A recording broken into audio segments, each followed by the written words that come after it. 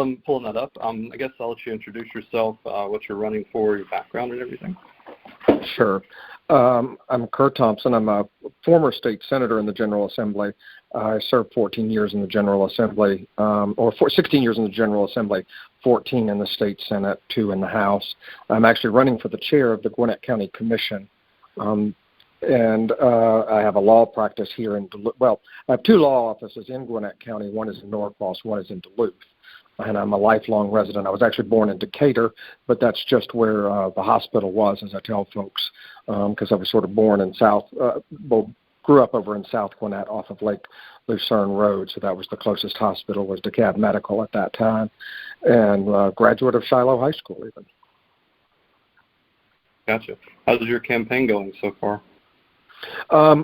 We started in February, basically. I left office in January, and then, as they say, the only thing that gets politics out of your blood is formaldehyde. So we started running for county commission chair in February, and we've done 4. We decided that we were going to, Gwinnett is the second largest county in the state, and there's 980,000 people living here, about 470,000 registered voters.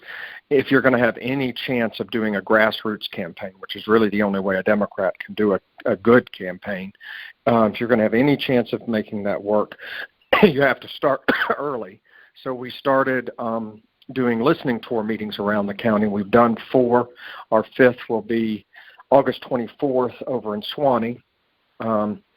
And then we did basically 1 in each county commission district. We've done 2 in the 2nd county commission district because that's kind of the heavily Democratic side of the county. And then we're going to go back around the county and do 1 in each school board district. So you kind of go around the county twice, all before November, all before Thanksgiving, rather. All before Thanksgiving. But, from that standpoint, we're up and running. We've gotten a lot of good reception. Attendance at events has gotten better, which tells me that Democrats are still interested and still motivated. And of course, the first few events were lower attendance, but then, you would expect that. Sorry, I'm coughing. Right after, they were right after the as interest is building in the presidential race and others, people are getting more activated in politics. So, from that standpoint, nothing abnormal is happening. We're pleased with attendance, pleased with reaction, pleased with the turnout at fundraisers and other events. And then it's just a matter of showing up to everybody else's events as well. Yeah, that's good to hear. What are maybe 1 or 2 of the top issues you're hearing from some of these meetings you're going around to? So I think the 2 biggest issues you keep hearing, and you'll hear about others, at any given, because at a listening tour, you're not telling them your platform. I mean, you do talk about the things that you're for and against, but you're trying to hear what their issues are, and you'll hear everything from air raid sirens to complaints about the president. But the 2 or 3 most consistent issues that you hear about that would be addressed at the county commission level are mass transit, affordable housing issues, and sort of how Gwinnett embraces its diversity. Those are the 2 or 3. We are the most diverse county in the Southeast, and I have had the privilege of representing the most diverse state Senate seat in the state, in the state, and one of the 3 most diverse state Senate seats in the country. So I sort of was already used to that, but it's kind of how do you embrace that rather than run from it, especially in these, very politically polarized times where you've got a president who's sort of pushing a very white nationalist agenda. What do you do? Mm-hmm. Yeah, and for me personally, those are the things that come up, Yeah, well, for me personally, that mass transit. I'm sure you know who Sharon Cooper is. I do. Yeah, she is. Yeah, my the Marietta State Rep. Yes. Yeah, she's my state rep. I served with her in the House for 1 term, and served with her for many terms over in the legislature. But yes. Yeah, she's my representative on the other side of town over in Marietta and Cobb. And, I was working in Sacramento a couple of weeks. I'm back out in California, not too far from there this week. down in Silicon Valley. And, there are trains out here. I mean, that you can literally ride from downtown out to a suburb on a train or a light rail. And we are the only metro. We are those. Go ahead. And, I mean, we're pushing 6 million in the Atlanta metro area. And when Sharon Cooper responds to an email saying that that's not anything she can help me with, I don't think that's acceptable. It's not, and it's something that we can do something about. It's something that we are the ninth largest city in the country as far as being in the Atlanta metropolitan area. It's the ninth, and we are the largest metropolitan area without a comprehensive mass transit system. Even much smaller cities like Sacramento have them. And Gwinnett has got to have that mass transit aspect that is linked in with MARTA, where you have especially a good network of rail lines that come into Gwinnett County to move folks both around the county. It's not just folks going in and out of downtown Atlanta, but also, across to other areas, whether that be North Fulton or Cobb. You can't just look at, especially in this day and age, people don't just work downtown and live out in the suburbs, so you've got to have that good comprehensive network. And I think that we can do that. We did have a referendum come up. People will point out that it failed, but if you put it in a special election, you're basically planning for it to fail. And I think I think that we've got to try it again, not having it done as a special election. Yeah, agreed. And it was just, Sharon, you never really see her, you never really hear from her, and to get an email response, she says, I read your emails, but I can't do anything about them. Well, Sharon, maybe you need to step aside and, somebody can get in there that can do something, because Sharon's been up there quite some time. She has been. She's in leadership, so if she can't do something about it, I don't know who can. Yeah. So I thought I would share that because, we sit in traffic every day. If you commute, if your morning commute is 30 to 45 minutes and your evening commute is pushing an hour, that is literally a whole extra work day that is just wasted sitting in traffic. You're polluting the air, and it's not acceptable. There are better ways to do these things. Oh, definitely. And I have people that work in my campaign that have 1 hour commutes, and I can't imagine that. I'm lucky that since I'm the boss, I have my own law firm. I got to choose to put my office close to where I live. Not everyone gets to do that, but these huge commute times, they're horrible for the quality of life. They're horrible for the environment. And they're horrible for people that are trying to raise a family. So it's there's not a good option. And if you're trying to, make sure that your community still appeals to young people and millennials who don't, they are not as fascinated with cars and driving as folks my age are, then you've also got to have mass transit for them just to keep to keep folks in your county from leaving your county so that it's still attractive to millennials, so you don't end up with the problem of an aging population, because then you wouldn't be able to support the tax base. Mm-hmm. Yeah. So those are all very good comments, and I appreciate that. The other thing that I added some notes over here.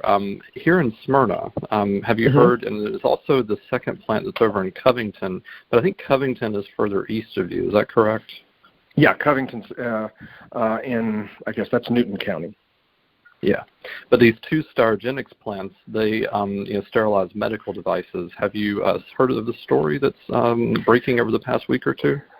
I've heard about it a little bit. I know that you've got some issues with, they've basically been pumping, I guess, carcinogens into the area. That's sort of the short of it, and lo and behold, folks are actually being affected by it. Yeah, there are census tracts. The EPA was doing about a 10-year study to look at all these different census tracts, and it takes a while to look at these studies. It takes a while to look at the statistics, but they located these census tracts around these plants, and there's something to see here. All of a sudden we have an increase in the number of cancer rates around these plants. But there's also we've been following some also stories that were happening as this story broke, because the EPA took around 10 years to study this, and scientists can't do this stuff overnight. Well, Barry Loudermilk, District 11, over on the west side of town, actually introduced a bill to abolish the EPA before all of this broke. The plant over in Smyrna actually is in his district. Right, and I'm sure that it's a follow the money, kind of a interesting timing, follow the money sort of thing.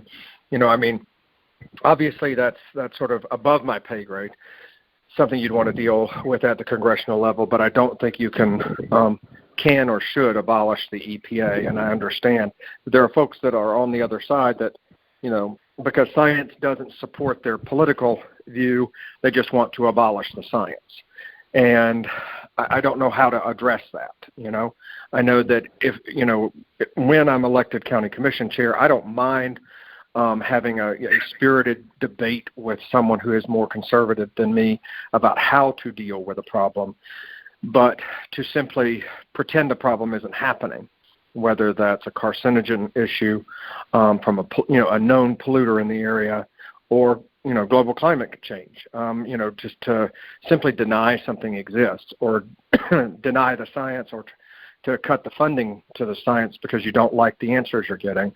That's just not the way to go. When I was in the legislature, I was always very upset that we basically gutted our own state's EPD, which is the state equivalent of the EPA, when the Republicans took over the governor's office in 2003. That was one of the first things that happened there, is that our own EPD got gutted. And a lot of the enforcement of the EPD was then farmed out to counties. Some counties have the money to do it, some don't. Some do a good job, some don't. But it should have, the state should have stayed involved, and the feds should stay involved. Yeah, and the story, literally that last 30, 45 seconds of what you just said is what is going on over in Cobb County.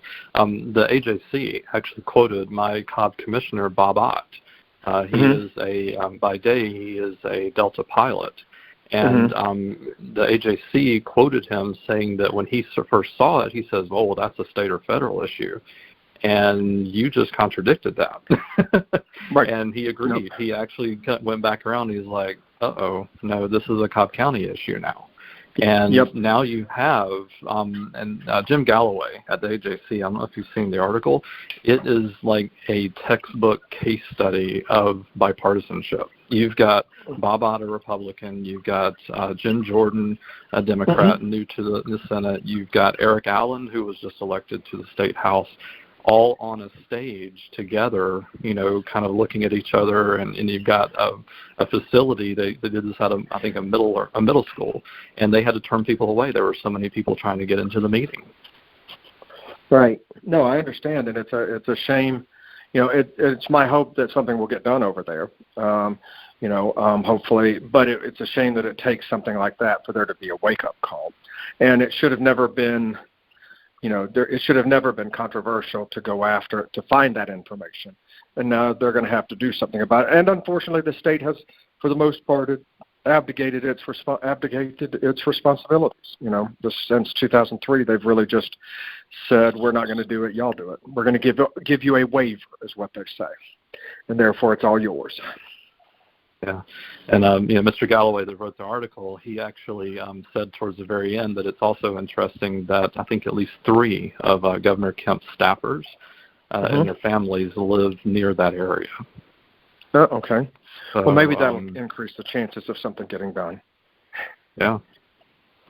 Let's see, the other thing that I'd added in here, it's been an interesting, and it tends to get some comments and opinions on social media, and it's something I think that you could potentially take a platform on, is the actual sale of, I guess, more so dogs, but then also potentially cats. Has this been anything that's been coming up over there in Gwinnett? It seems to be over here in the cities and counties in northwest Atlanta. Right. So it's come up, and I do remember when it came up, it has come up repeatedly in the legislature where they've tried to pass bills, or at least when I was in the legislature, to prevent counties and cities from banning this. And then the bills ultimately have gotten defeated, but it's principally, I think, Petland who's been behind most of the bills. And it's to do that at the state level, to ban this local control. So, conservatives believe in local control until they don't like what the locals are doing. And so then they go change their mind. And they suddenly want to mandate something or prohibit something. But the general issue is that you've got some of these bigger corporate pet stores that pretty much run through puppy mills. And or I guess if you're talking about cats, I guess it would be the same concept with cats, cat mills to sell puppies and cats. And the conditions are often so bad that the animals are either in or raised in that some communities have gone to the point of saying, no, we're done. And it has only come up, in, I guess, one meeting, and that issue was raised. And I certainly would be open to, such a ban in Gwinnett County. I don't think you run on something that's not usually one of your top 3 issues that you put in the mail, to be honest. On the mail piece, if we're just talking the politics, you talk about the big issues that affect everybody. But I think that is a issue worth discussing. I am, in all honesty, not aware of whether there's a pet land in Gwinnett, because there's not as many pet lands as there are of some of the other stores. But I think that the thing behind it has been this one store's bad practices, and they'll say they're not a bad practicer, but they're a bad they have been, and so I think that's something we just have to look at, once we get in office and see what's warranted. I think that anything that can stop, and decrease the chances of folks using puppy mills and folks benefiting and profiting off of puppy mills or cat mills or kitten mills, I guess is what you would call them, would certainly be worth doing. The Gwinnett Animal Shelter is not a no-kill shelter. And so I think until you've got a situation where you're not having to euthanize animals because you don't have homes for them, I don't have a lot of sympathy for the mills that are just churning them out, if that makes sense. Yeah. I mean, down in South, I think it was in Barry. Sorry, go ahead. Oh, I actually adopted a beagle out of that was rescued from a puppy mill one time. So this was many years ago, but I just remember how sort of hard the conditions were. Oh, yeah. I mean, we tried to keep a beagle, but they are so hard-headed, so I commend you with that. Yeah. Mom was able to train hers, but beagles are very hard-headed for sure. Yes. But there was a puppy mill down in South Georgia, in Berrien County. They went in, they seized the dogs. I think, the rescue groups were able to get those out there as well, but then they came behind it, and there were tax evasion issues. So not only do you have these puppy mills that, I almost look at what they're doing, the equation to almost child labor. It's almost it's equally deplorable what's going on, and then on top of all that, they were evading taxes. I mean, it's circular. It's just nasty all the way around. So, well, usually people who are willing to break one set of laws are often willing to break others. So that's not. It doesn't surprise me that they were also trying to evade taxes. How about that? Yeah. And then if you have time for maybe one more issue? Nope, I'm good. Let's go. Okay. The other one would be what's going on with the voting systems. So if we follow back, about a year or two of the past election, Kemp basically ran his own election. Kennesaw State, my alma mater, was involved in that because of the election center. The feds made national press, Stacey Abrams pushing the issue, and, that Kemp was running his election and all that. You also have Sarah Miggs Rico, who, she is still in court, actually, whether she truly lost the race because of what was going on with the lieutenant governor race. Now, we have this very suspicious contract that has gone out for these barcode paper ballots. And, I even had this argument with Sharon Cooper as well. I said, why do we need to buy this expensive piece of technology just for you to simply have a piece of, paper and to make your ballot? And, I think she dismissed me as saying I was kind of crazy here. But over and over again, these are concerns. Janine Evler, who is the Cobb election supervisor, she was quoted, I think, about a week ago by local news saying that she still has questions to the Secretary of State that she can't quite answer, but yet Kemp's office was saying that it was the county's responsibility for some of these things. So have you heard of anything going on over there in Gwinnett similar to any of this at all? Well, I mean, Gwinnett was kind of ground zero with a lot of the disputes around Stacey Abrams' election. And certainly they had to go to court 3 or 4 times to get absentee ballots counted, and it came down to an issue of how strictly are you going to adhere to these absentee ballot laws? How strictly are you going to adhere to everything else? That doesn't go directly to what you were talking about with regards to the paper ballots. So that's a lot to unpack, but. At the state level, basically all they're doing is replacing the old machines with a new version of the old machines. It does apparently print a paper receipt, but there's no way to guarantee or know that little scan code, is in fact pre-programmed with the people you voted for, the UPC type code that it'll come up with. So you're not going to have that type of security. I wish that they would have done it differently. We are one of only, I think, 11 states that refuse to have a backup paper system of some kind. So understand that we're in the minority in this.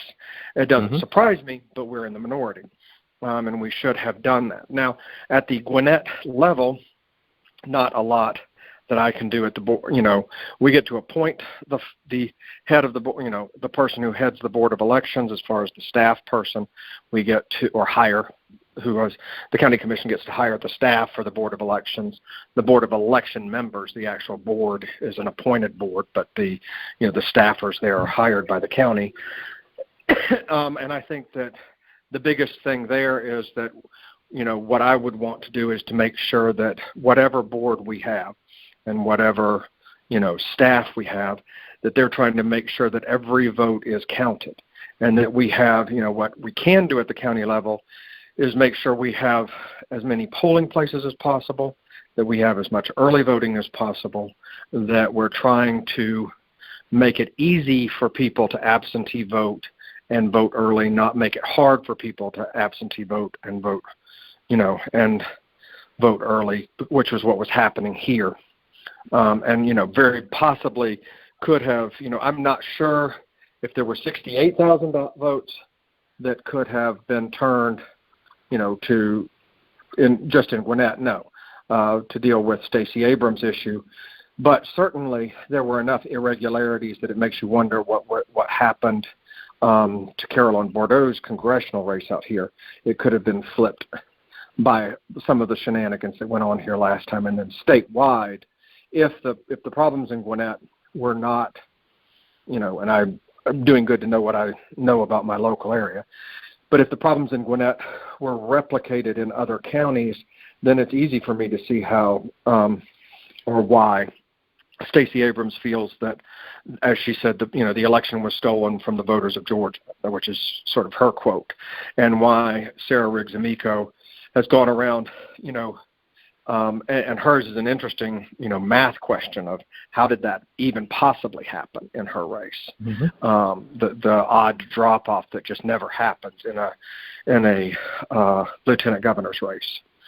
So we've heard about it. Certainly, I think I would have wished that we would have done something different at the state level. We're certainly bucking the trend, but it doesn't surprise me. The side that benefits from election secrecy, power is never given up voluntarily. So the side that has benefited from this isn't going to voluntarily do away with it. And so I do think that's one reason why I think it's important that Democrats work, to take races like the Gwinnett County Commission chair race that I'm running for, because that ensures at the county level that you're going to get free and fair elections, but it also means you've got to go out there and push for those state House and state Senate races, where it's Sharon Cooper's race. She had a close race, remember, last time, or others, or at the congressional level. You were talking about Loudermilk's race or Loudermilk earlier, to replace as many of these folks as possible so that we can get, election reform that enables folks to vote in Georgia, at the state level, and election reform at the federal level that encourages folks to vote and secures our voting system at the federal level. Unfortunately, it's like you can't do one thing and expect it to all be done. You've got to do all three: the federal, the state, and the local. Yeah. Who knew in 2019 that we would have to be fighting for our voting rights? Yep. It's a shame, but it's true. Although I guess we should have seen it coming, given the rhetoric of this president. That's all I can say. Because at the top, there's a tone set from the top down. And it's one thing when you hear that stuff happening from, some random state representative from a far-flung area that's, in a very gerrymandered district, but when you hear it coming from the president of the United States, that sets a tone. Well, he's also in the Kremlin Annex right now, so that's a whole nother. That's a different issue entirely. Well, no, I appreciate, and sorry for the phone tag there, but again, glad that I'll we could do one final introduction, for yourself, and we'll turn this into social media there. Nope, that's fine. I'm Curt Thompson. I was a state senator in the General Assembly, and before that a state rep. I'm a lifelong resident of Gwinnett County and attorney here, and I'm running for Gwinnett County Commission Chair on the Democratic ticket. I'll be in the May 19th primary. That's not the March 24th presidential primary. So I hope folks do turn out for that May 19th primary and vote for me. We'd be taking over the Gwinnett County Commission in terms of it would be a Democratic majority on the commission if we win this county commission seat, the county chair seat, for the first time since 1980. We've got a great chance of doing that since Stacey Abrams won Gwinnett County by 14 points in 2018, and Hillary Clinton won the county countywide in 2016, and even John Barrow and Libby Miller won by 4 points in the runoff this past November. I bring a lot of experience to the table. I would. Would be not the first LGBT member of the county commission. That's Ben Koo, but I would be the first LGBT county commission chair in the state of Georgia. So that would add some diversity also to our government here, which is, we're representing the most diverse county in the Southeast, and it would be nice to have a county commission that looks like that. And so I'm asking for folks' votes, and appreciate the opportunity to talk with you today.